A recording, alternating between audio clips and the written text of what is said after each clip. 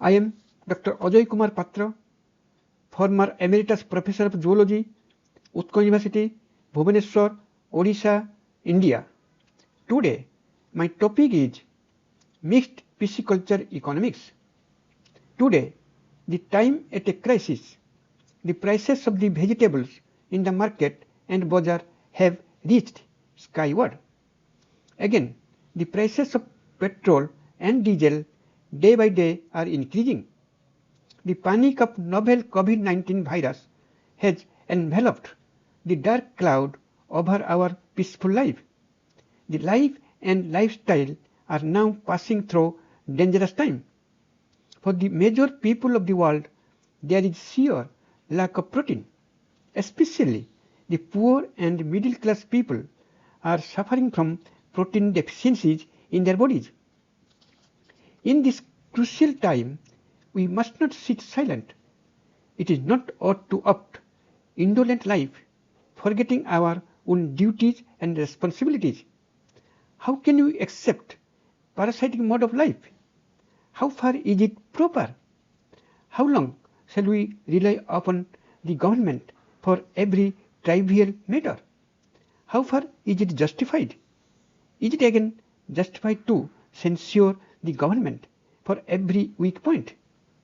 As a zoologist, environmentalist, and pisciculturist, I must advise you all that we must be active, must be nimble, must be hard-pressed and hard-hearted. We must find out our own means.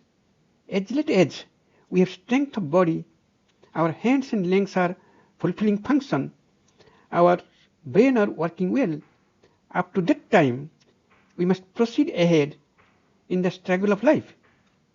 We are, after all, human beings. We must justify our state of being a man. We have to replenish the protein deficiencies. Now, I must make intelligible to you all about the mixed pisciculture, its merits and outcome in fulfilling our financial loss as well as protein deficiencies. In this earth, fish is such and such a precious animal whose worth is impossible to analyze. This innocuous fish but full of protein is dear to all. Nearly two-thirds population of the world are suffering from protein deficiencies. These major protein deficiencies can be fulfilled by the fish only. While cultivating fishes in the pond or reservoirs, the fish farmers face financial problems because of lack of proper knowledge or training. The pisciculture, that is fish cultivation, is such a simple and less costly business that slight caution, knowledge and discipline for sure will bring immense financial profits. Usually, for freshwater pisciculture, our farmers choose Indian major carps such as katla, that is bhakura, lebioroita, that is rohu, and Srihinas mrigala, that is mirikali. They are called as Indian major carps because these fishes can grow quite fast in Indian water. They are highly tasty, economically important, easily available in the market, having high demand, and having copious protein in their bodies. In any kind of party or festival, these fishes are in great demand in comparison to the other fishes, even than meat. These major carps play important roles boosting economics of our family as well as society. Herewith, I must postulate before you an ideal model of pisciculture of Indian major carps. First of all, preliminary steps. The size and shape of the pond should be rectangular to hold more water.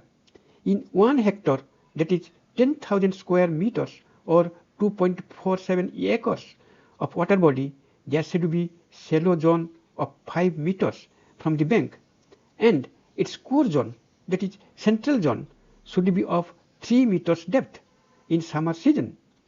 The shallow zone imparts photosynthetic zone where fishes liking food, plankton grow in mass.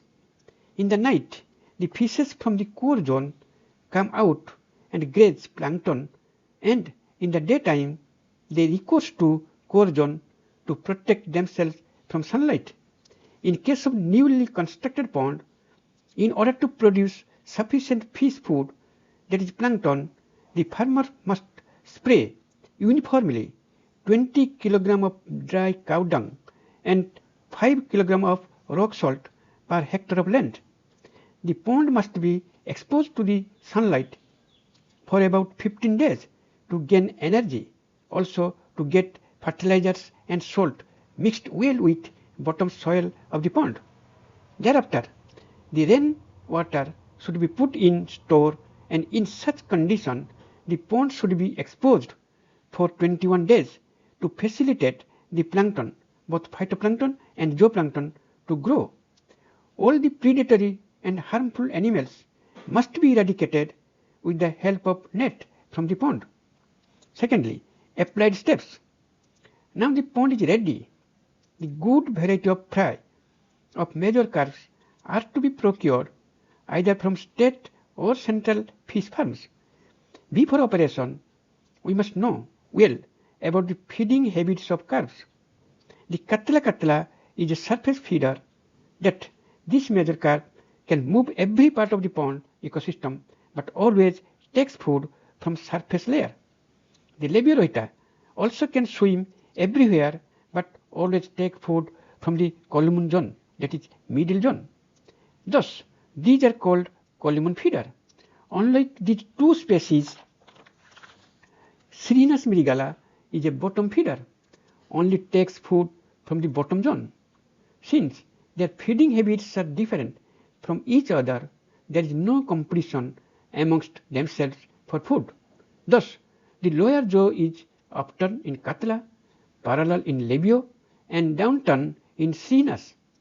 Nature has made them in such a way that these three species occupy all the three important niches of the pond ecosystem, and thus, without competition, they grow faster, establishing ecological balance. It has been found that in an annual calendar, these fishes grow up to 1 kilogram, and in 1 hectare water body yields about 7 ton fishes. Seasonal harvesting is far better than perennial harvesting. One thing, the fisherman has to take care of the ratio of three different species, which should be 40% Katla, 30% in case of Labia, and 25% in case of Sirinus in 1 hectare water body. Along with these fishes, one can culture small fishes and shrimps without harm.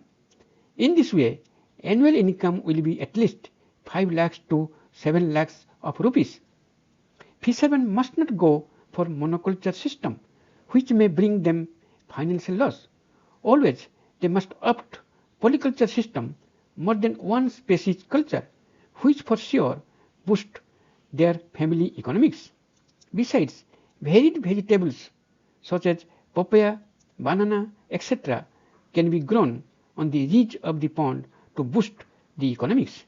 Also, after seasonal harvesting, the pond can be used for cultivation of leafy vegetables that will add to the income.